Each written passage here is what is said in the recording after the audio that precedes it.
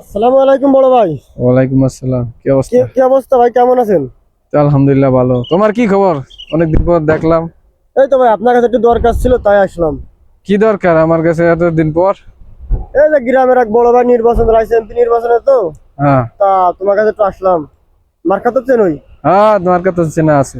তা বড় ভাই 1,000 টাকা দিয়েছে আপনাদের আর মামু বেগনেকে। হ্যাঁ, তা ভোটটা দিয়ে দিও আমার বড় ভাইকে।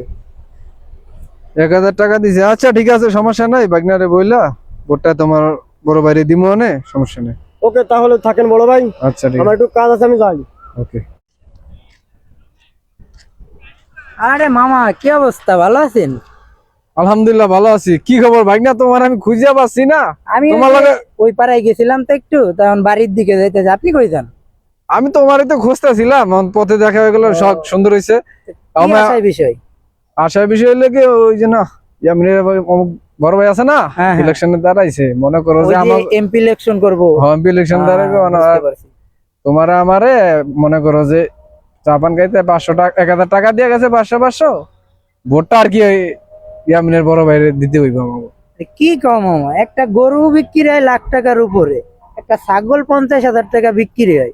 তুমি 500 টাকার লেগে আমাকে দুইজনের ভোট বিক্রি করে দিলে 1,000 টাকায়। ধর মিয়া, এটা একটা কাম করছো সতলোক। আরে ভাইনা, টেনশন করিস না। টাকা খাইমু হইলো অসৎ লোকের, ভোটটা দিমু হইলো সৎ লোক দেখিয়া। তুই বলছ না?